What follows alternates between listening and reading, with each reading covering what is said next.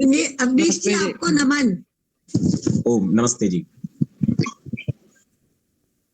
महिला आर्य समाज राजा पार्क जयपुर की इस सभा में उपस्थित सभी माताओं को, बहनों को, आर्यभद्र पुरुषों को मैं अवनीश मैत्री सादर नमन करता हूं।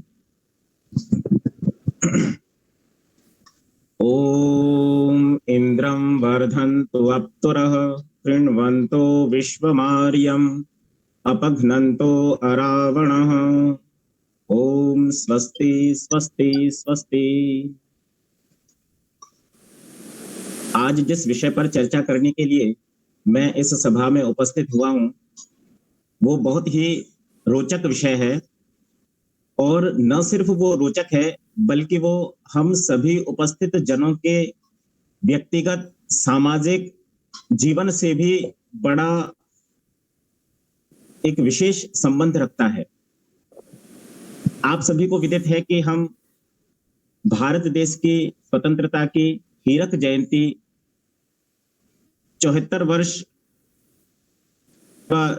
वर्ष हम पूरे कर चुके हैं और ये 74वां स्वतंत्रता दिवस हम मना रहे हैं। जैसा कि अभी कुछ समय पूर्व हमने एक सुंदर भजन भी सुना, जिसमें हम महर्षि के गुणगान सुन रहे थे। इसके साथ स्वामी श्रद्धानंद जी का नाम उसमें आया, वीर बाल हकीकत का नाम आया और भी अनेक इस प्रकार के महापुरुषों के नाम उसमें आए।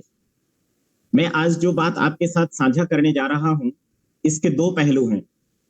एक इसका पूर्वार्ध है और उसके बाद इसके उत्तरार्ध पर मैं आपके साथ चर्चा करूंगा।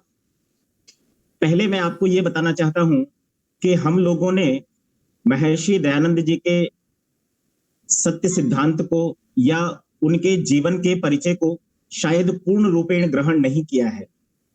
इसके पीछे कारण क्या है?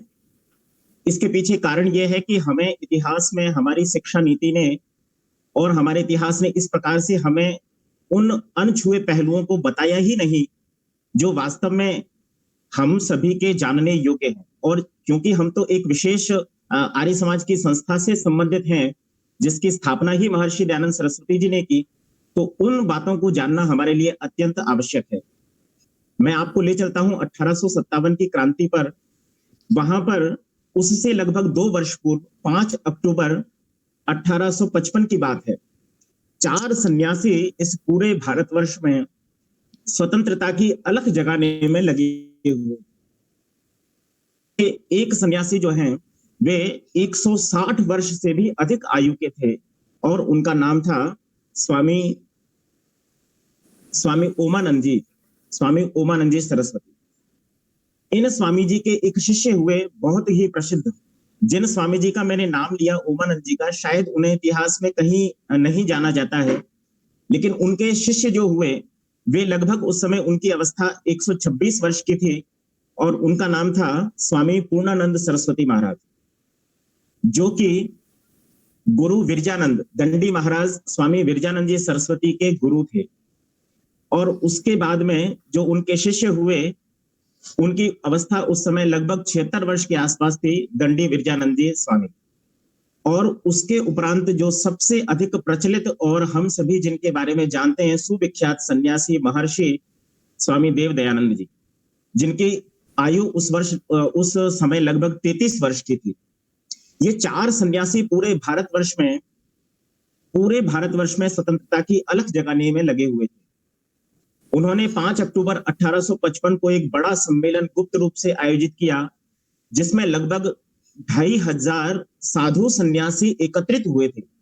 इसके अतिरिक्त सामान्य जनता कितनी थी, इसका अनुमान मुझे नहीं है, लेकिन 2500 साधु सन्यासियों का उस समय एकत्र होना, आप समझ सकते हैं कि उस अंग्रेजी शासनकाल में इतने लोगों का एक साथ एकत्रित, जिन विषयों पर, जिन मुद्दों पर वो आपस में चर्चा कर रहे थे, वो कर रहे थे, तो वो मतलब अपने आप में एक बड़ा ही अद्भुत और बड़ा विशिष्ट कार्य है। इन सन्यासियों का जो मुख्य कार्य था, वो उनके केंद्र जो थे वो भारतवर्ष के गुरुकुल थे। हमारे देश की स्वतंत्रता से पूर्व हमारे देश में लगभग 1 लाख जो है गुरुकुल थे, और जब तक हमें स्वतंत्रता प्राप्त हुई, जिसको हम 1947 का वर्ष कहते हैं, उस समय के आसपास तक भी लगभग 76,000 से अधिक गुरुकुल इस पूरे भारतवर्ष में विद्यमान थे। तो उन 1 लाख से अधिक गुरुकुलों को एक साथ संगठित करने का कार्य जो व्यक्ति कर रहा था, उनका नाम है स्वामी पूर्णानंद सरस्वती। इन 4 स्वामियों ने बहुत देश के लिए कार्य किया। आप हम सभी इस बात को इस तरीके से देखते हैं कि हमारे आर्य समाजों के मंच से स्वामी दयानंद सरस्वती जी के सिर्फ एक पक्ष को ही दिखाया जाता है, जिसमें उन्हें एक आध्यात्मिक दार्शनिक और वेदों का भाष्य करने वाले एक ऐसे विद्वान के रूप में उपस्थित किया जाता है जिन्होंने वेद विद्या का प्रचार प्रसार किया। कुछ कुछ लोग जो आर्य समाज के इतर हैं, वे इस बात को भी बड़े जोर शोर से प्रचारित करते हैं कि स्वामी महर्षि दयानंद सरस्वती जी ने अंधविश्वासों के साथ साथ जो कुरीतियां हमारे हिंदू समाज में आर्य जाति में जो व्याप्त थी, उनको दूर करने का भी उन्होंने प्रयास किया। लेकिन इसके इतर जो बड़ा उनके जीवन का एक पहलू है, वो ये है कि विरजानंद सरस्वती जी के साथ में कर रहे थे।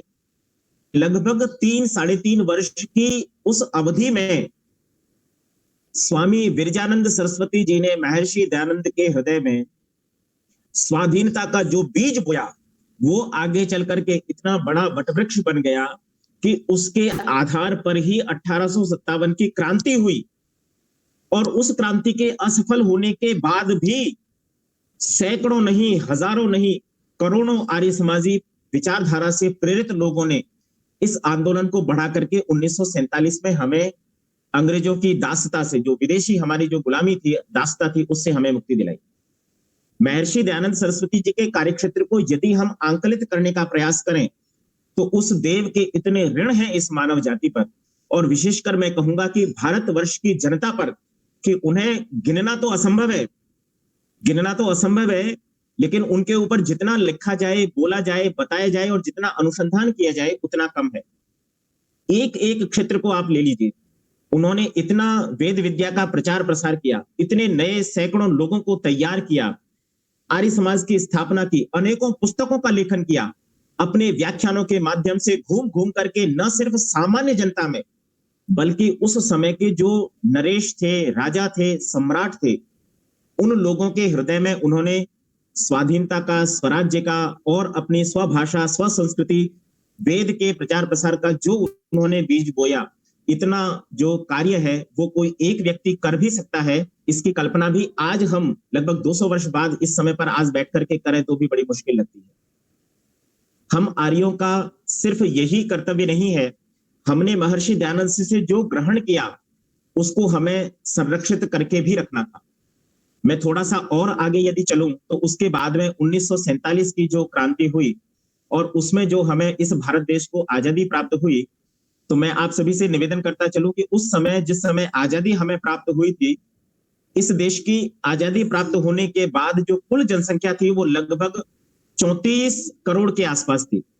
और आपको शायद जानकर आश्चर्य होगा, कुछ लोग शायद जानते भी हों, लेकिन उस 34 करोड़ की जनसंख्या में से लगभग 28 करोड़ से अधिक जो जनसंख्या थी वो आर्य समाज, आर्य विचारधारा और महर्षि दयानंद सरस्वती जी से प्रेरित थी। उनके, चाहे उनके जो ग्रंथ लिखे गए, छोटे हों बड़े हों, उन ग्रंथों से प्रेरित हो, आर्य समाजों से प्रेरित हो, आर्य समाज के विभिन्न विद्वानों से प्रेरित हो, या फिर आपको मैं क्या बताऊं कि उनके व्यक्तित्व से जो लोग उनके टच में आए, उनके व्यक्तित्व को जिन्होंने छुआ, वो भी बिल्कुल वैसे ही बन गए जैसे महर्षि दयानंद सरस्वती जी। उस समय लोगों के हृदय बड़े निर्मल हुआ करते थे, कोमल हुआ करते थे, उनके अंदर छल कपट, द्वेष और ईर्ष्या के भाव नहीं होते थे।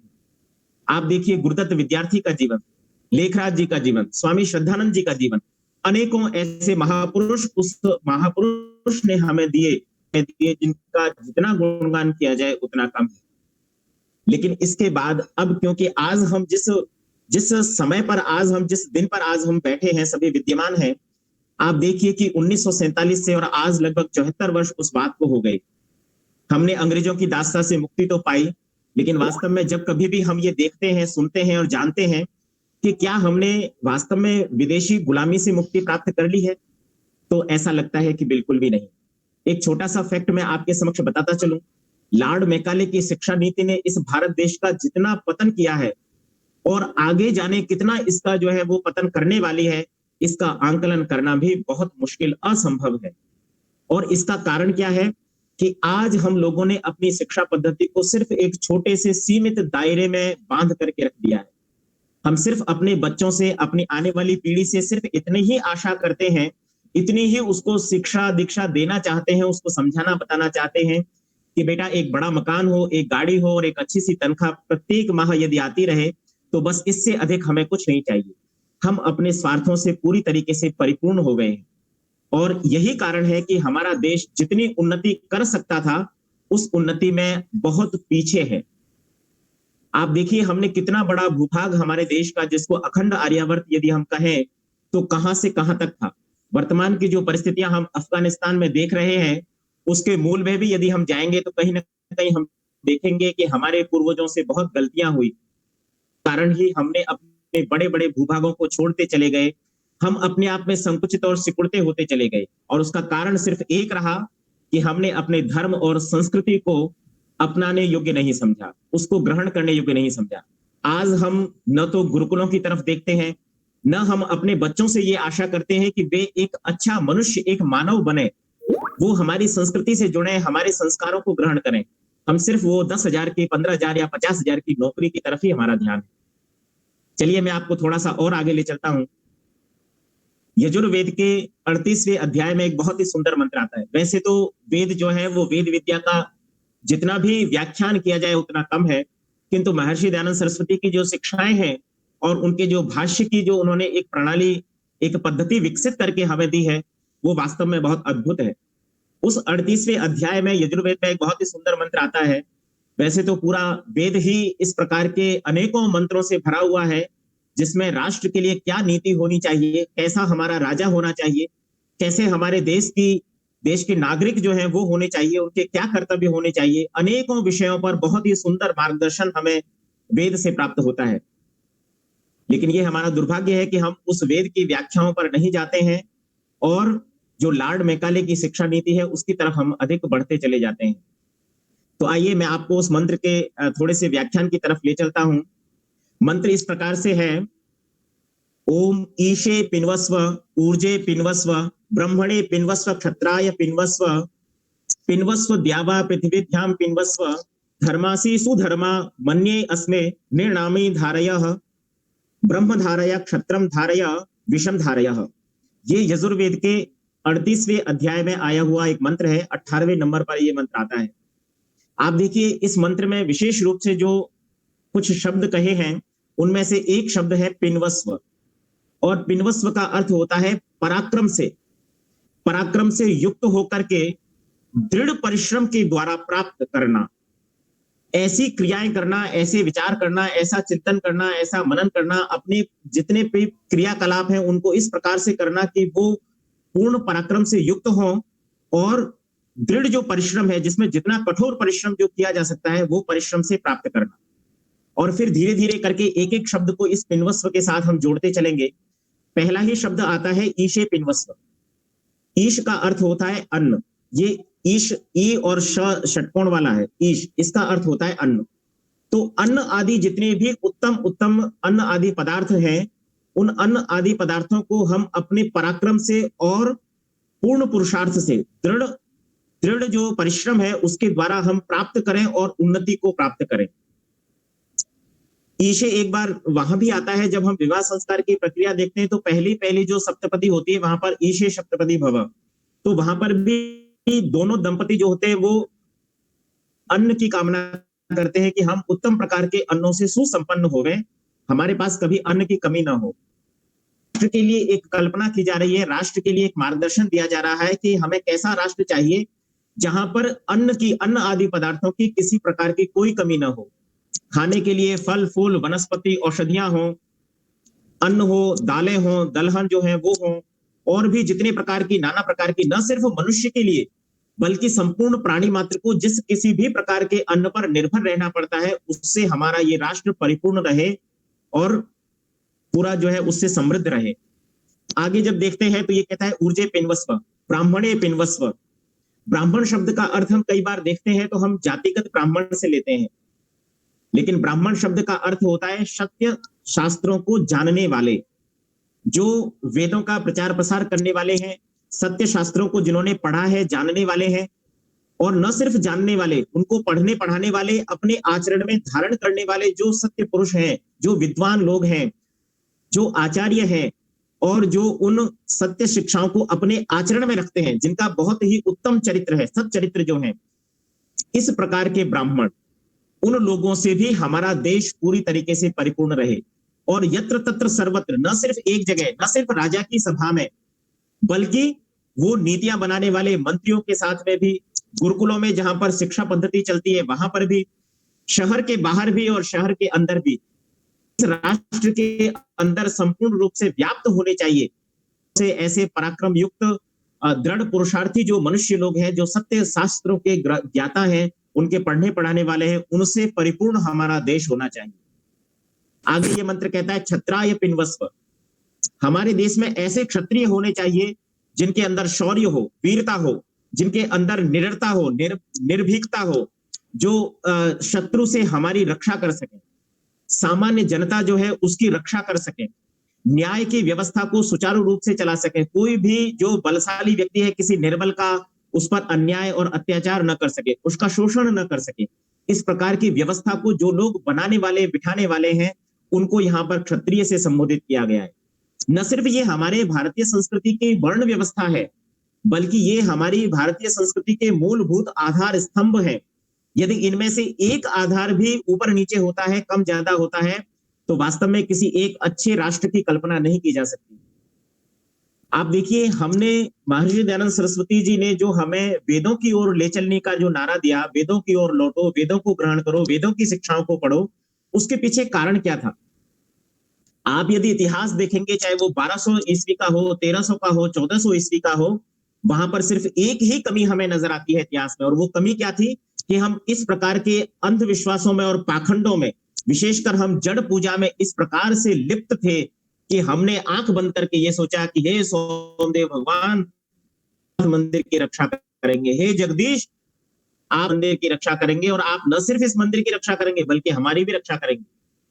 वो उस मूर्ति को ही इस प्रकार से मान करके बैठ गए कि ये मूर्ति हमारी रक्षा करेगी।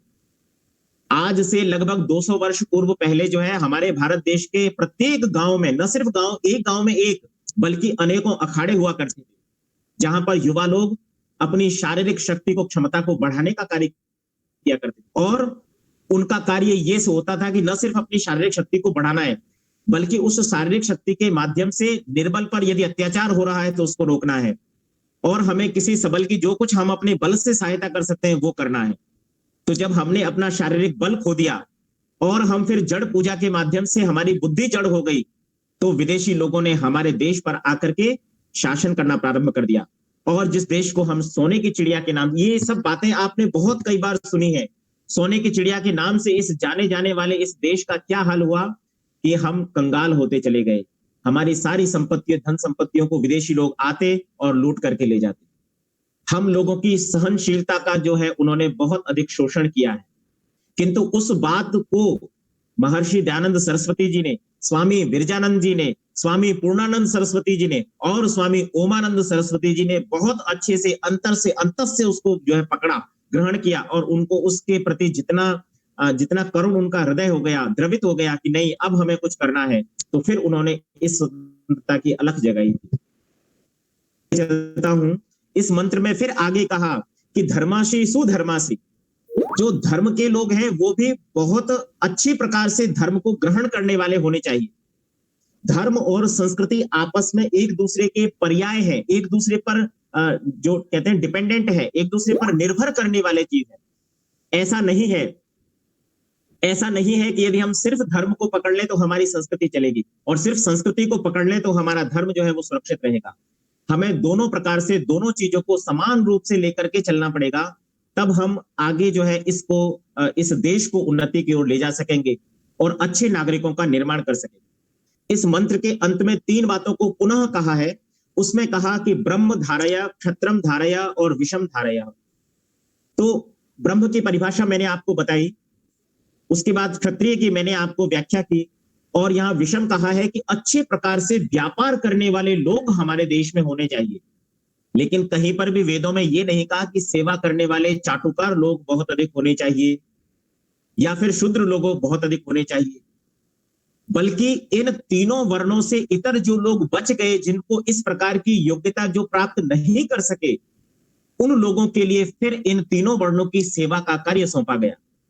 लेकिन वेदों में कहीं ऐसा नहीं मिलेगा आपको कि आप शूद्र बनिए या शूद्र इस प्रकार का होना चाहिए या शूद्र में ये गुण होने चाहिए। किसी भी देश में 4 प्रकार की बातें बहुत विशेष होती हैं, जिनके निराकरण का प्रयास करना चाहिए। चाहे भले आज की व्यवस्था में हम कहें तो जो हमारी केंद्र सरकार है या राज्य सरकार है, उसको करना चाहिए। और वो 4 प्रकार की कौन सी चीजें होती हैं? सबसे पहला होता है अज्ञान। इस अज्ञान को मिटाने का हमें भरपूर प्रयास करना चाहिए। इसीलिए जो शिक्षा पद्धति है, वो ऐसी होनी चाहिए जो हमारे राष्ट्र को उन्नति की ओर ले जाए। राष्ट्र के लिए देशभक्त नागरिक और संपूर्ण विद्याओं से युक्त नागरिक जो उत्पन्न कर सके, ऐसी शिक्षा नीति होनी चाहिए। और इसके लिए हमारे यहाँ पर एक बहुत ही विशेष बड़ा पर्व मनाया जाता है, और उस पर्व को जो है हम अभी अगले सप्ताह इस रविवार को मनाएंगे। उस पर्व का नाम होता है श्रावणी उपाकर्म। ये श्रावणी उपाकर्म न सिर्फ रक्षाबंधन है, इसको रक्षाबंधन से तो हमने आज जोड़ा है। आज से मेरा मतलब है 200, 300, 400 वर्षों से जोड़ा है। इसके पहले कोई रक्षाबंधन नहीं होता था, बल्कि मैं कहूंगा कि 150 वर्ष पूर्व भी कोई रक्षाबंधन नहीं होता था। श्रावणी उपाकर्म का पर्व होता था। संस्कृत दिवस हमने इस दिन बनाया, और इसको अब हम रक्षाबंधन 3 प्रकार से इस एक पर्व को मानते हैं। तो इस पर्व का मुख्य उद्देश्य जो है वो क्या है? अज्ञान की निवृत्ति करना। देश में अज्ञान नहीं रहना चाहिए। प्रत्येक बालक को शिक्षा सुनिश्चित होनी चाहिए कि उसे मिले। और दूसरा फिर उसके बाद क्या होता है? अन्याय का। अन्याय कहीं पर नहीं होना चाहिए। अर्थात न्याय व्यवस्था प्रत्येक निर्बल से निर्बल, निर्धन से निर्धन व्यक्ति को सुलभ होनी चाहिए। उसको बिना 1 रुपया खर्च किए न्याय मिलना चाहिए। कौन किस व्यक्ति ने कितना उसका शोषण कर लिया, उसको कहां परेशानी है, कौन उसके सत्य को दबा रहा है, कौन उस पर शोषण कर रहा है, अत्याचार कर रहा है। तो हमको जो न्याय है, उस न्याय से जो है पूरा देश जो है वो परिपूर्ण होना चाहिए, व्याप्त होना चाहिए। देखेंगे कि असंगठन की भावना, हमारे पूरे देश में एक संगठन होना चाहिए, एक संगठन की भावना होनी चाहिए। और इसके लिए हम होली का पर्व बड़े उल्लास के साथ में मनाते हैं। तो इस प्रकार से ये जो चीजें हैं वो बहुत ही व्यवस्थित रूप से हैं। एक अभाव होता है जो हम दीपावली का पर्व मनाते हैं, अभाव नहीं होना चाहिए। वो अभाव कौन दूर करेगा? वैश्य दूर करेगा। सिर्फ प्रोडक्शन अगर इस संसार में कहीं होता है, उत्पादन यदि इस संसार में कहीं होता है, तो वो सिर्फ एक विद्या से होता है, और उसका नाम है कृषि की विद्या, जो एक दाने को भूमि में डालने से हजारों दाने उत्पन्न कर देती है। इसके अतिरिक्त संसार की ऐसी कोई फैक्ट्री नहीं है, ऐसा कोई कारखाना नहीं है जो एक वस्तु से 1000 वस्तु बनाती है। उसको प्रोडक्शन नहीं कहते, वो वस्तु का रूपांतरण है। एक रूप से आपने उसको दूसरे रूप में चेंज कर दिया। आपने कच्चा लोहा लिया, उस कच्चे लोहे से अनेकों पदार्थों का निर्माण कर दिया। आपने खाने के लिए कोई पदार्थ लिया, उसको निर्मित करके कुछ और आपने बना करके प्रस्तुत कर दिया। तो कहने का तात्पर्य यह है कि एक्चुअल प्रोडक्शन जो होता है वो कृषि से होता है। इसीलिए वैश्य की बहुत महत्वपूर्ण भूमिका है। इस प्रकार से हमारे देश में इन 4 वर्णों की बड़ी ही महत्वपूर्ण भूमिका है। और यदि हम अपने देश को अच्छा उन्नति की ओर ले जाना चाहते हैं, तो इन 4 वर्णों की व्यवस्था हमें बहुत अच्छे से स्वीकार करनी चाहिए और होनी चाहिए। हम आज जिस बिंदु पर बैठे हैं और हम चर्चा करते हैं कि क्या हमारा देश वास्तव में आजाद हुआ, तो आप यदि पूरा मनन चिंतन करेंगे तो हम देखेंगे कि हमारा संविधान बनाने वाले लोग वेदों की जानकार नहीं थे। उन्होंने मनुस्मृति में से जो कुछ कुछ सत्य विद्याओं को ग्रहण किया, वो जरूर कुछ कुछ थोड़ी थोड़ी ठीक है। लगभग 70% से लेकर के 75% तक उसको कॉपी किससे? ब्रिटेन के संविधान से, कानून से कॉपी करके यहाँ पर निर्मित कर दिया गया। क्योंकि पढ़ने के लिए कहाँ गए थे? विदेश गए थे। तो विदेश में तो विदेश की शिक्षा पढ़ करके आएंगे। आज भी जो मेडिकल का डॉक्टर है कहाँ पढ़ने जाता है? विदेश पढ़ने जाता है। तो वो कभी ये नहीं कहेगा कि दालों में प्रोटीन ज्यादा है, वो कहेगा अंडा खाओ, मांस खाओ, उसमें से प्रोटीन ज्यादा होता है, क्योंकि वहां पर वही चीजें उत्पन्न होती है। तो कहने का तात्पर्य है कि हमें इस प्रकार की व्यवस्था को बहुत अच्छे से दिखना पड़ेगा। एक महर्षि दयानंद जी का अंतिम बिंदु बताकर के अपनी बात को समाप्ति की ओर ले जाऊंगा। वैसे तो और भी बहुत सारी बातें मुझे आपके साथ साझा करनी थी, लेकिन समय की अपनी मर्यादा है। आप देखिए कि हमने सबसे अधिक यदि किसी चीज को अपनाना है जो आज के वर्तमान परिप्रेक्ष्य में सबसे अधिक महत्वपूर्ण है, तो वो है महर्षि दयानंद सरस्वती जी का दिया हुआ मूल मंत्र कि हमें अपना स्वभाषा, स्वदेश, स्वसंस्कृति, स्वराज्य, इन चीजों को अपनाना होगा, स्वदेशी को अपनाना होगा। यदि हम स्वदेशी को अपना करके रखेंगे, तो जिस पेट्रोल को आप आज 108 रुपए में खरीद रहे हैं, हो सकता है कि वो आपको शायद 8 रुपए में ही मिल जाए। इस बात को होने में हो सकता है कि 100 वर्ष लग जाएंगे, 50 वर्ष लग जाएंगे, क्योंकि ये सिर्फ आपके और मेरे हाथ की बात नहीं है। लेकिन वस्तुतः क्या है कि आप में से बहुत सारे लोग ऐसे होंगे जिन्होंने ऐसा समय भी देखा होगा कि 20 रुपए में वो 1 किलो घी खरीद सकते थे, और आज वो घी अगर आप खरीदने जाएं तो लगभग 2000 रुपए प्रति लीटर उस घी की कीमत है। मैंने खुद ने अपने गांव में लगभग 65 रुपए किलो का घी जो है वो मैंने खुद ने खरीदा हुआ और खाया हुआ। तो 1920 तक हमारे देश में जो सिक्का चलता था वो सिक्का चांदी का हुआ करता था, और अगर उससे भी अगर 15 वर्ष आप 20 वर्ष पूर्व अगर आप चले जाएंगे तो 1800 के अंतिम दशक तक भी हमारे देश में सोने के सिक्के चला करते थे। ये सोने की चिड़िया हमारा देश ऐसे ही नहीं हुआ, और उसका कारण क्या था कि हमारे देश का व्यापार हमारे देश में होता था, और फिर हम अपने देश से उन्नत चीजों को, उन्नत किस्मों को बना करके दूसरे देशों में व्यापार करने के लिए जाया करते थे। बड़े बड़े जहाज, बड़ी उन्नत किस्मों के जहाज बना करके उनमें माल भर करके हमारे देश का जो वैश्य वर्ग है, व्यापारी वर्ग है, वो उसको लेकर के दूसरे देशों में जाकर के व्यापार करता था। हमारे देश की मुद्रा, हमारे देश की अर्थव्यवस्था, हालांकि आज भी हमारे देश की अर्थव्यवस्था बहुत सुदृढ़ है, और उसके पीछे कारण मैं आपको बता देता हूं कि उसके पीछे मूल है हमारे भारतीयों की बचत करने की परंपरा। हम यदि 100 रुपया भी कमाते, कोई गरीब से गरीब व्यक्ति भी यदि प्रतिदिन अगर 100 रुपए भी कमाता है, तो आप यकीन मान करके चलिए वो उसमें से 10 रुपए, 20 रुपए, 25 रुपए, वो नहीं तो उसकी जो सहधर्मिणी है, उसकी धर्मपत्नी है, वो उसमें से कुछ ना कुछ जरूर बचा करके रखती है। ये बचत आज हमारी अर्थव्यवस्था को बचाए हुए। तो आज सबसे अधिक जिस बात की आवश्यकता है वो हमें, चाहे वो हमारी शिक्षा हो, वो स्वशिक्षा होनी चाहिए। आपको भी ये भी आश्चर्य हो सकता है कि अंग्रेजी मीडियम का आजकल जमाना है, और फिर यदि गुरुकुल से विद्यार्थी पढ़ेगा तो शायद वो अपना जीवन यापन नहीं कर सकेगा। तो ये भी आप हम सब लोगों की बहुत ही बड़ी एक भ्रांति है। जबकि आदरणीय सज्जन का नाम मैं आपको बताऊं, डॉक्टर तपेंद्र जी हैं, वो भी आईएएस हैं और वो गुरुकुल कांगड़ी के स्नातक रहे हैं।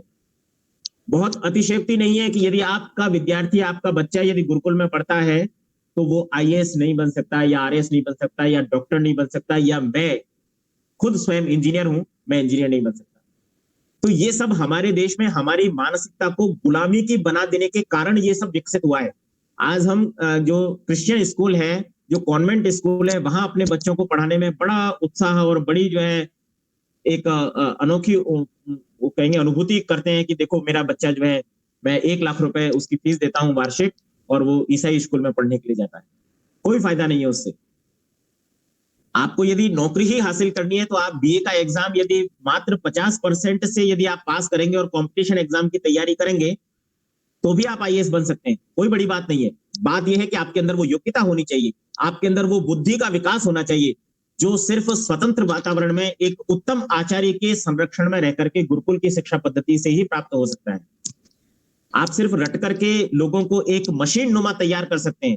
जैसा कि लॉर्ड मैकाले ने कहा कि हमें तो इस देश में क्लर्क लोग ज्यादा चाहिए, बाबूगिरी करने वाले, जो हमारे आदेशों को सिर्फ मान करके और आगे चले। एक छोटी सी घटना इस प्रकार की भी थी कि जब विजयी जुलूस जब अंग्रेजी सेना का निकल रहा था, तो उस सेना में मुश्किल से 3000 लोग होंगे जो अंग्रेज थे, और उनका जुलूस निकल रहा था। वालों की भीड़ लगभग 30, और वहां पर जो इतिहासकार इस बात को लिखते हैं, यदि उन 30,000 लोगों ने एक छोटा छोटा पत्थर भी यदि अपने हाथों में उठा लिया तो शायद जो अंग्रेज थे वो 1757 में ही यहां से भाग गए होते। लेकिन आश्चर्य की बात यह थी कि हमारे वहां पर जो संगठन था वो नहीं था। हम आपस में जिन मुद्दों पर कल विभक्त थे, उन्हीं मुद्दों पर आज हम विभक्त हैं। चाहे वो जातिवाद की समस्या है, चाहे वो हमारे राजनीतिक स्वार्थों की समस्या है, पद और धन की समस्या है, हम हमारी संस्थाओं का पोषण भी बहुत अच्छे से नहीं कर पा रहे हैं। ये सारा संदेश आज इस हीरक जयंती उत्सव पर आप सभी के लिए है कि हम अपना चिंतन करें, मनन करें।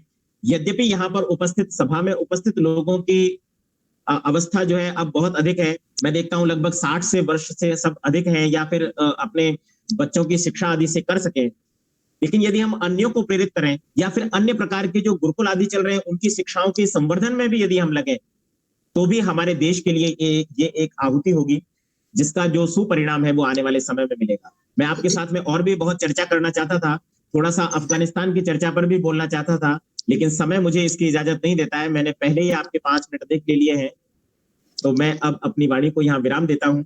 और आप सभी के समक्ष ये निवेदन करता हूं कि जितना हो सके आप हमारी संस्कृति को अपनाइए, स्वभाषा का प्रचार कीजिए, स्व संस्कृति का, स्वदेश का, राष्ट्रभक्ति का जितना हो सके उतना हम प्रचार करें। तो आर्य समाज रूप हम जितना अधिक हो सके जो अनार्य है उनसे बचा करके, संरक्षित करके वेद प्रचार के कार्य में अधिक से अधिक लगाएं। जयंती सब होगा कि जो अखंडता है, अक्षुण्णता है, उसको बनाए रख सकेंगे। इस देश के नागरिकों की सुरक्षा भी तभी सुनिश्चित होगी। आज यदि अफगानिस्तान पर ऐसा आक्रमण हो गया है तो कल भारत पर भी हो जाएगा। और आज हमारे बीच महर्षि दयानंद जैसा प्रकाश पुंज नहीं है जो हम सभी में चिंगारी भर करके हमें जला करके प्रचंड अग्नि में परिवर्तित कर दे। हम सिर्फ अपनी सुरक्षा सोचने में लगे हैं।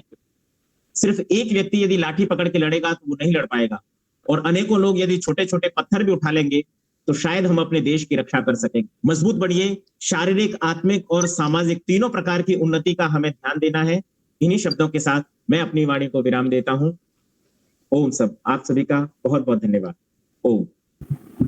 धन्यवाद, आपको बहुत बहुत धन्यवाद। इतना सुंदर, इतना धारा प्रवाह और सारगर्भित और बिल्कुल ज्वलंत परिस्थितियों में जो हमें क्या हमारा वो होना चाहिए वो आपने हमें बताया।